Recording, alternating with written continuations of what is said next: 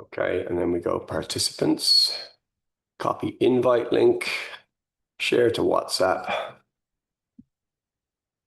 I can. Boom.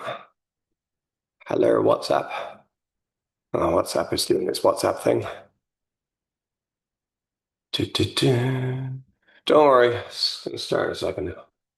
We're gonna get there eventually.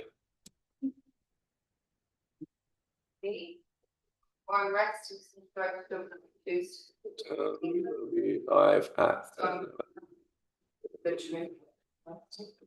Yeah. Someone wants to bring the goats to the turkey. Okie dokie then.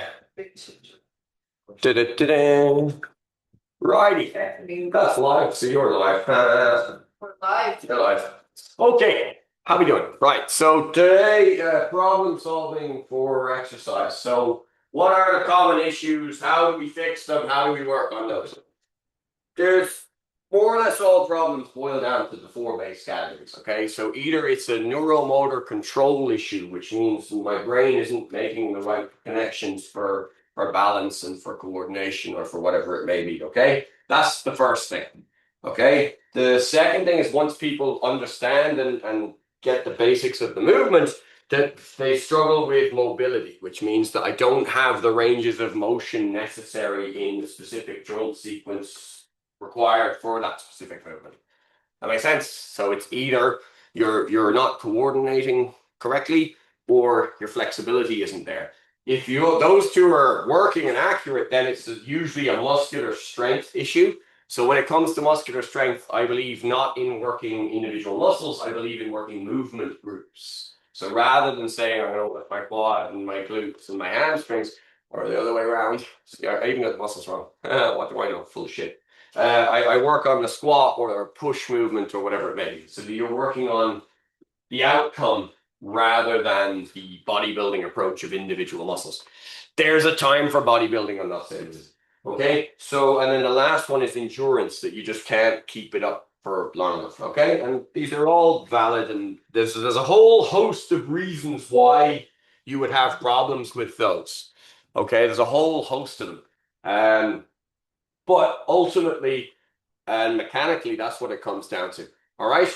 So if we just think about it, if we can find little movement breaks in the day, if we can get these little exercise segments instead of big gym sessions where I have to set aside and I have to plan my whole day around it, which I'm not against, but it doesn't suit everybody. Certainly not if you're running around after kids and etc. If you just had a minute or two to do something, what do we do? So, and it comes down to, well, what's your goals? What is it that you're after, okay? So what we'll do, guys, we'll just go through this together. So if I get you standing up for me for just a moment, if that's okay. You don't have to listen to me. You guys can do your own thing as well, but I'm just saying. So what we're thinking about, first of all, is I'm just going to put some muscular tension through the body, okay? So isometric means no change in length, right? So by that, I'm tensing, but I'm not moving. Okay, make sense?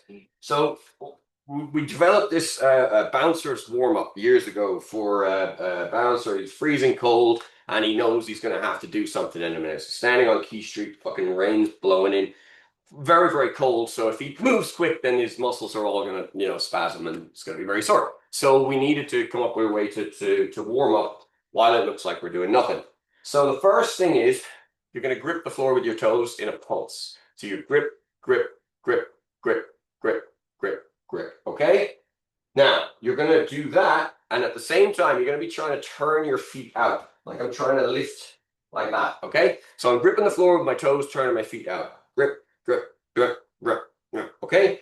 Hopefully, you should have felt that activate, right? Once that activates, then I'm going to lift my knees. So I'm trying to lift my knees up at the same time. So I'm gripping the floor with the toes, turning my feet out, and lifting my knees up. 1, 2, 3, 4. 1, 2, 3, 4. Okay? Now, I grip the floor with the toes, turn the feet out, lift the knees, and scoop the pelvis. Okay? But again, I'm just here. Like I'm doing it now, and it doesn't look like anything. You can hear the pressure is in my voice, but I'm not actually doing anything, right? I'm not moving. I'm doing loads. I'm just not moving. It's not visible, okay? So I love this kind of stuff because you can do it wherever the hell you're, waiting at the fucking till in Aldi, you can do this stuff, right? So you grip the floor with the toes, turn your feet out, lift your knees, scoop the pelvis, squeeze the glutes. Okay? Okay, so 1, 2, 3, 4. 1, 2, 3, 4. Okay? Are we doing pulsing? Yeah, we're pulsing, yeah. So I'm pulsing it with them. Yeah. Now there's a lot mentally going on here. So it does take practice. The entire process of everything I'm talking about, plus the rest that's coming, you can do it in a couple of seconds. Like that was the idea. You go boom, boom, boom, boom, boom, and you're ready to rock, right? But to explain it takes a little while. Okay. So I grip the floor with my toes, I turn my feet out, I lift my knees, scoop my pelvis, squeeze my glutes, okay? And from there, then I'm going to squeeze the abs. Okay? So I go 1, 2, 3, 4, 1, 2, 3, 4. Okay? Yeah. You hate me already, I know. The last thing I'm going to do, I'm going to grip and I'm going to rip like I'm fucking tearing something apart, okay? So I'm going 1, 2, 3, 4, 1, 2, 3, 4. Now, I'm doing all of those things at the same time. Yeah. Right? All of those things are happening at once. It's a bit hard. Huh? It's a bit hard to do it all at once. Right.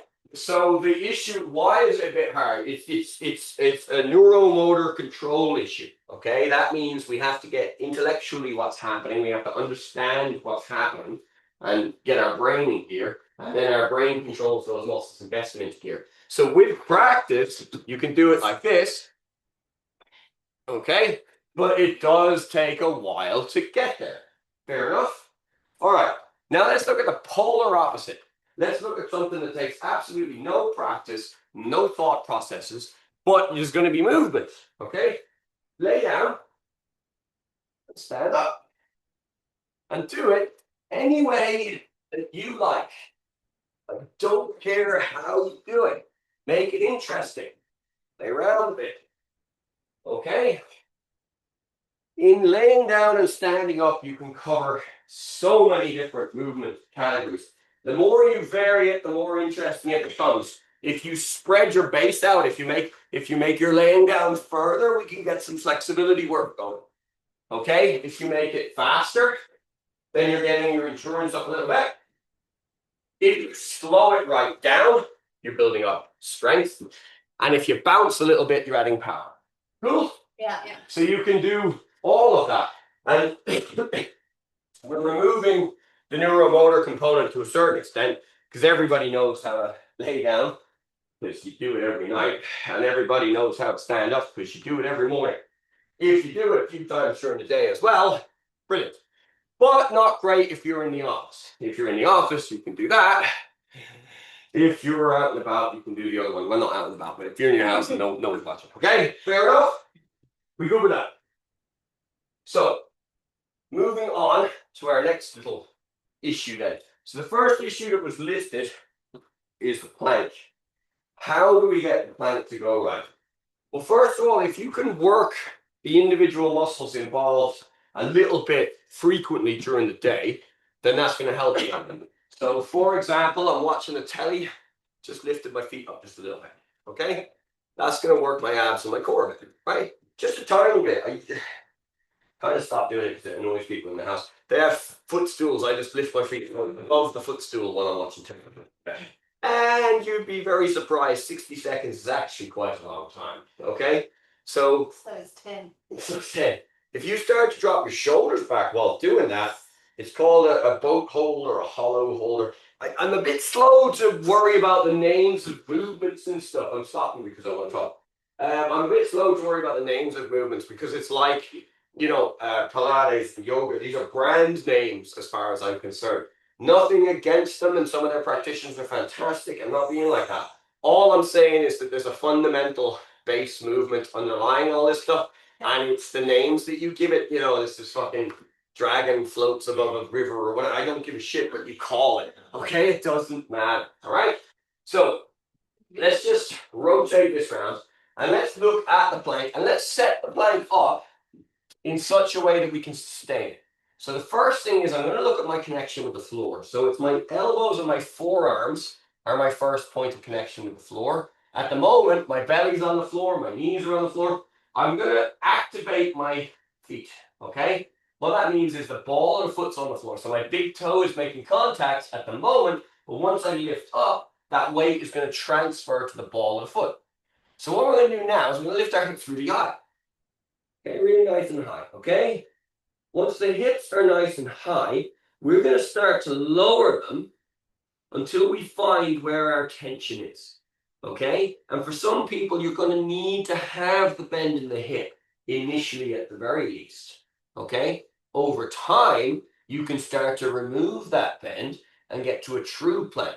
So what's a true plank? It's where my shoulder, my hip, my knee, and my ankle are on one line, okay? That's a true plank. But that can be very difficult to hold. If you're finding it difficult, just raise your hips just a little bit. And then you're getting a percentage of the work done. I would rather you got 10% good quality than you went for 100 and hurt yourself. Yeah? From 10, you can get easily to 11. From 11, you can get easily to 12. You with me? Yeah. So instead of going from here, right, we want to go from here to here, from here to here, okay? Now, let's say that you can do a basic plank and you want to put the oomph back into it. We're going to follow that process that we had earlier. So I'm going to squeeze my ankles together. We'll raise my knees, scoop my pelvis, squeeze the glutes, okay? Squeeze the abs, and I squeeze the upper body in the same gripping and ripping motion. All right, and relax there. So from there, we've got a scalability factor. You can go from not being able to do a plank, which means you lift your hips higher and gradually lower them down, to being able to do the plank, that's fantastic, to being able to add tension through the plank, where we work on the individual muscles, that's quite heavy, it's a lot of work, okay? To what I really want is I want you to be able to go in and out of plank position. So I want you to get plank position with 4 points of contact to the floor, remove 1 point of contact.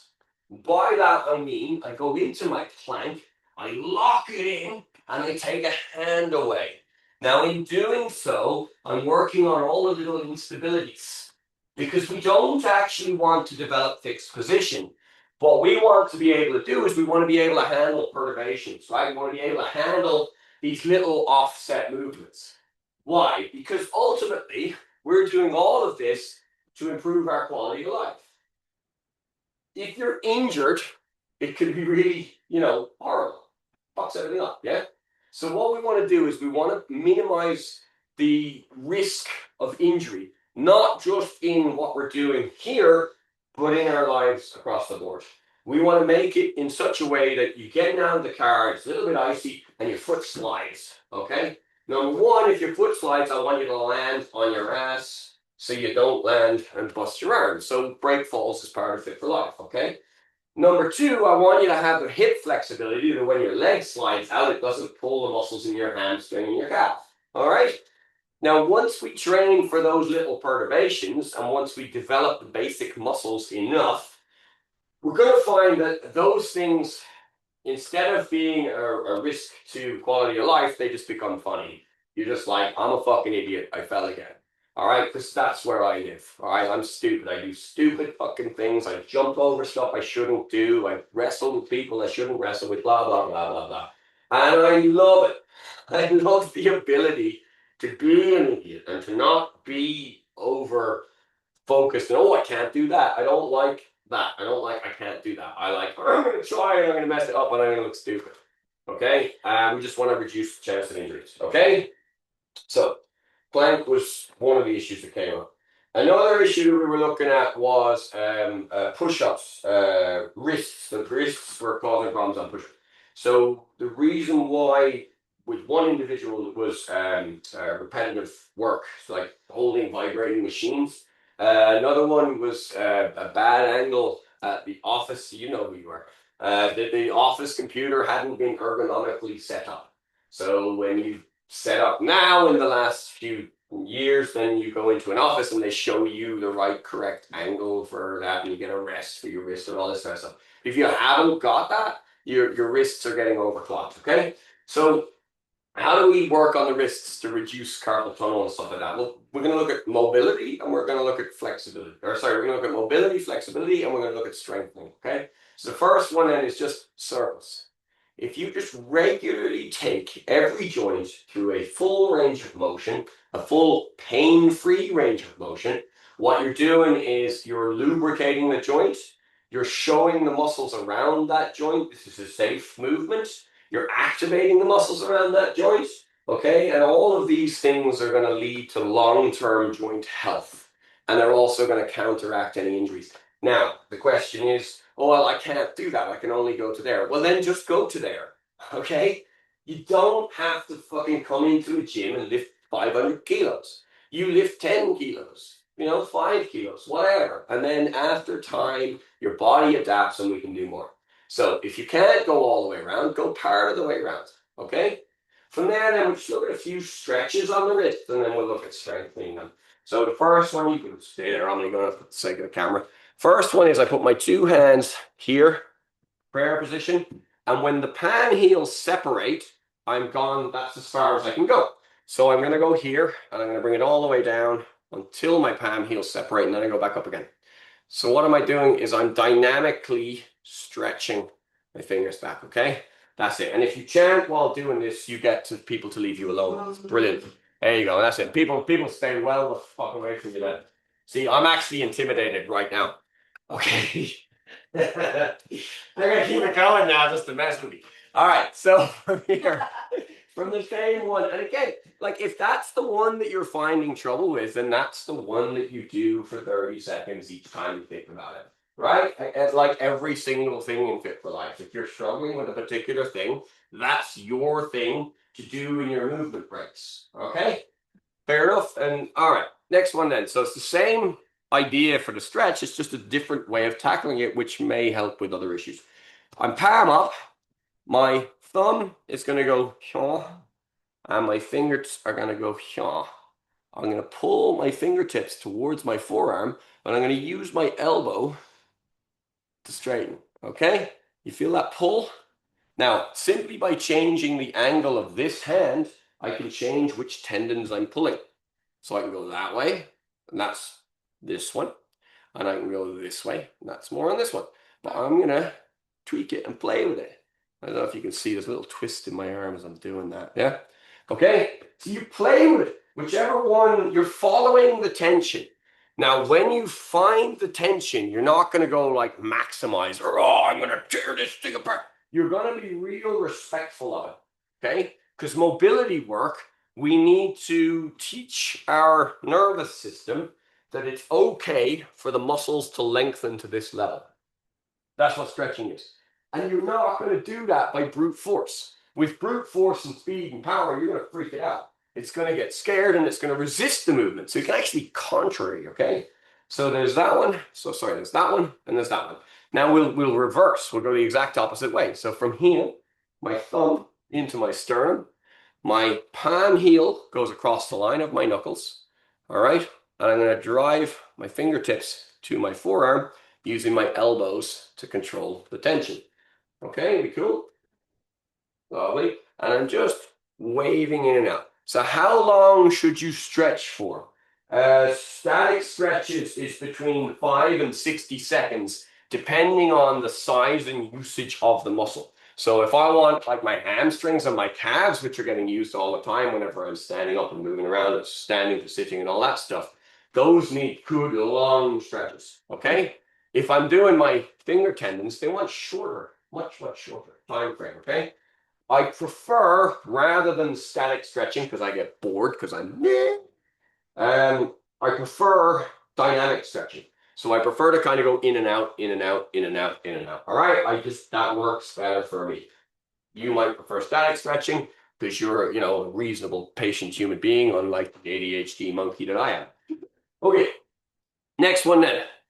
From here, I'm going to go thumb down, palm out. Now it looks the same, but this is actually twisting.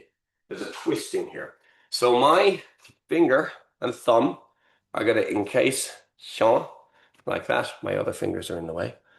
I don't know how well you can see that. I'm grabbing there and there, right? So I'm grabbing across the knuckles. And I'm going to pull that in. Okay, so the twisting.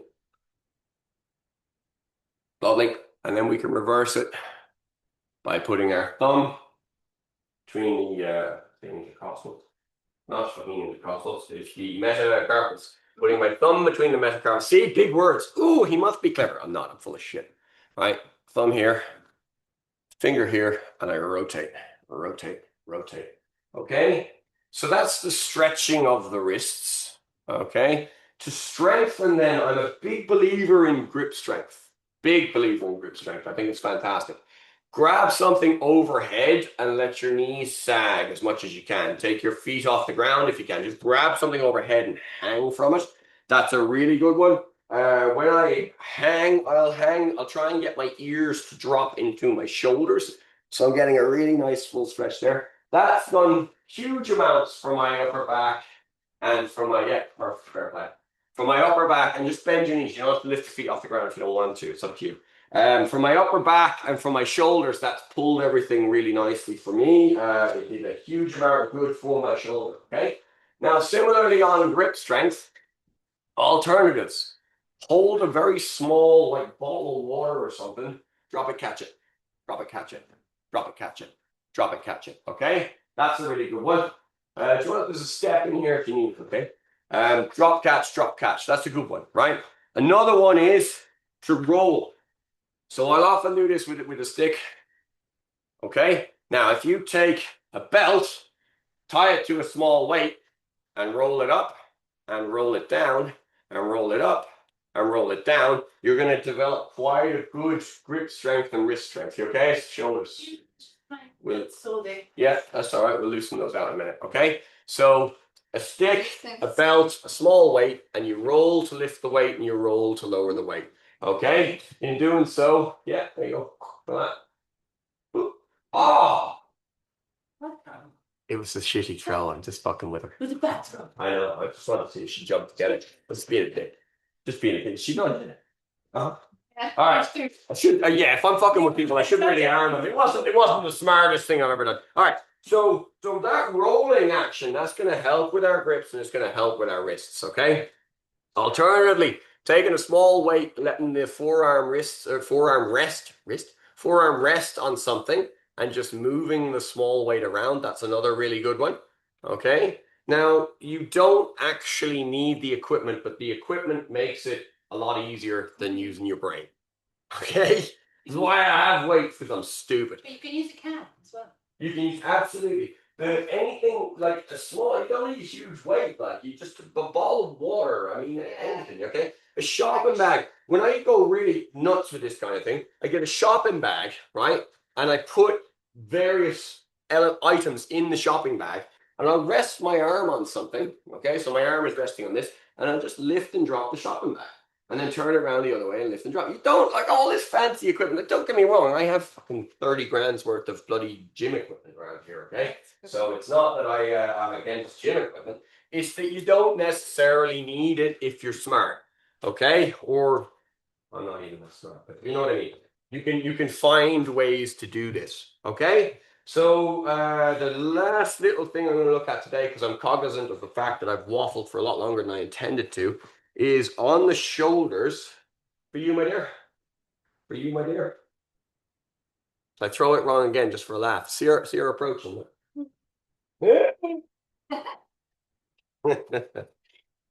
All right. Sometimes we can't help ourselves. Right. I'm going to hold these up as if there's water in them. Okay. Now, I know that you've done this in Fit for Life, but I want you just to take a little bit longer and to feel what's going on here. So I'm going to make sure that I don't spill this water when I bring this back behind me. Then I'm going to continue that movement so it comes out in front of me. Then I'm going to bring it over my head, loop around, and I'm back where I started. Then I reverse that movement, okay? Now, I don't worry at all about speed. Speed is not the factor on this one. Although if you go too slow, you're tightening up the muscles more than we want to. If you go too fast, you're missing some of what's happening. So while speed isn't important, I suggest that smoothness is very important. Now, there's two little angles we can take on this one. The number one is I can move my upper body a huge amount.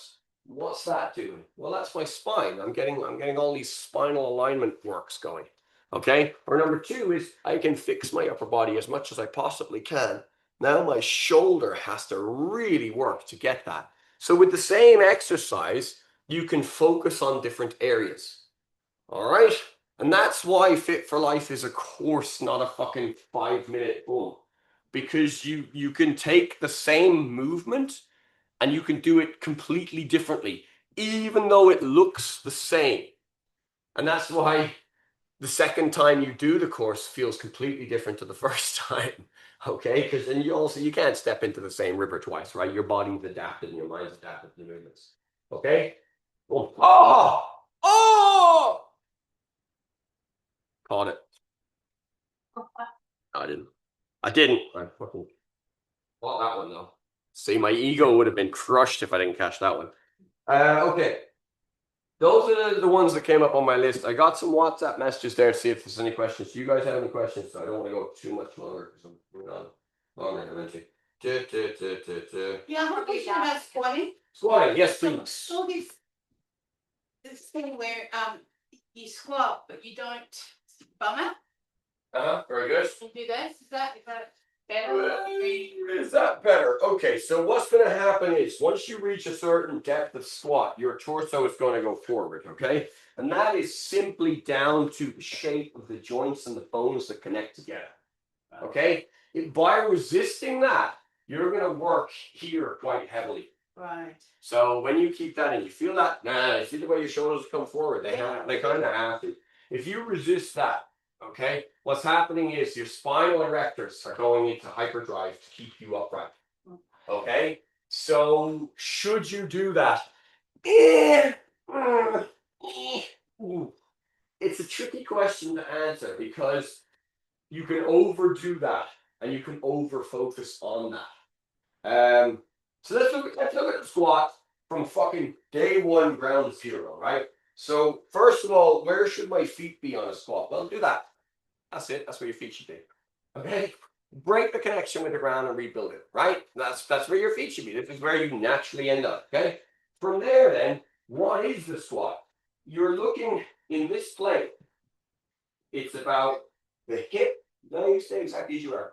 It's about the hip relative to the knee. Okay. So it's a big movement around the knee with a small sort of counterbalancing movement around the hip. That makes sense? The muscles involved here, here, here. If I hold a weight, my entire core is engaged. Okay? I love squatting with weights. I think it's a great thing to do. May I borrow you just for a moment? Thank you. That's better. There we go. Thank you. Squatting with weights is always a good thing to do. Okay? Because it engages the entire core. It engages the entire core. Okay? And locks everything in. Like, that's you, you'll get annoyed. You'll freak out if I do it. You'll go, no, and I'm not going to do it. So from here, right? From here, look at the knee, look at the hip. Try and keep the head up because when the head is up, the spine stays better. All right. Now, as I drop down, my shoulders are going to come forward. It's down to the skeleton. If you watch a skeleton in motion, you'll see why that has to happen. Okay, fair enough? So the question, should you or should you not stick your butt out? I separate squat and hip hinge. If you separate squat and hip hinge, then you don't need to worry too much about what you're talking about.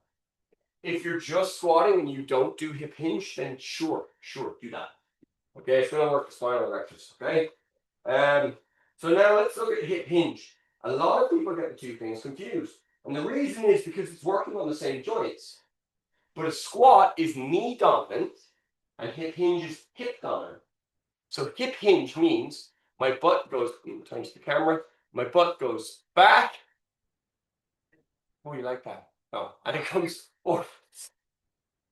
There has to be some fucking comedy element to this, otherwise what are we doing? So my knees bend a little bit to facilitate that movement. My hips going back, perfect. Thank you very much. I appreciate that. My hips are going back and coming forward.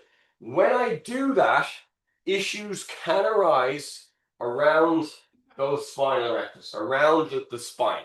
So the reason why Rosa's giving me this stick is because if I attach this to 3 points of my body, my head, my shoulders, and my tailbone, then this is giving me a reference point. Now notice the spine isn't straight.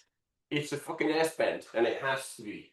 So a straight spine would be horrible, horrendously uncomfortable, okay? But we don't want to arch it too much because it puts too much pressure on the muscles around the lumbar section.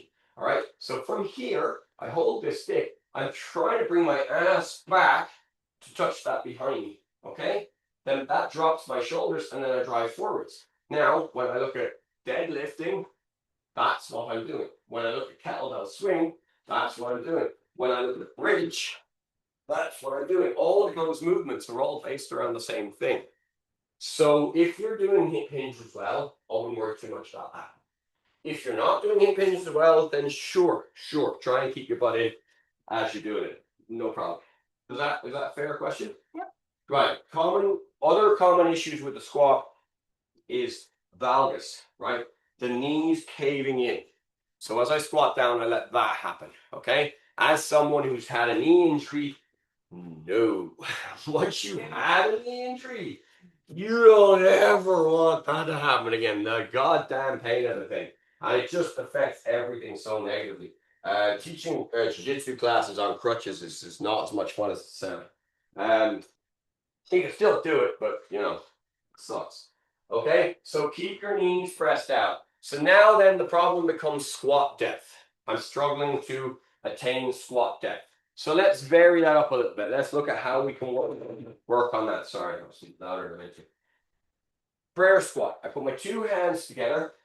I'm gonna, instead of my standard where my toes are pointed out slightly, I'm actually gonna turn my feet like on a track facing forwards, okay? My hands go together. I'm gonna bend down with shitty posture because it doesn't matter for this bit. Put my elbows between my knees. Now from here, I'm gonna scoop my tailbone forwards and try and look up as I push my elbows out. And I'm just gonna rock that movement. Now in doing so, I'm driving the body into the position it wants to be. So what that does is that allows me to get that little bit more depth on the squat. Okay, fair enough? Mm-hmm. The other thing is the hip mobility. The other thing that's the biggest bang for your buck, usually with most people. There's other battle lasts that come up. Everything else on that is covered. I'm very cognizant of this has gone longer than I meant it to. So the rest of the hip mobility stuff, I have a full video on that. It's like a 27, 28 minute, video. Yeah. And I did that a while ago, but it's one I just keep coming back to because every time I'm like, oh, I need to do a better version. I'm like, fuck it, no, it's all there. Like it's spot on. You know? Anything else before we kill this? Happy? Thank you very much, you guys. Thank you. And you guys, I'll send this to you and I'll see you. Any other questions that come up, we'll maybe do this more. Okay, Gord.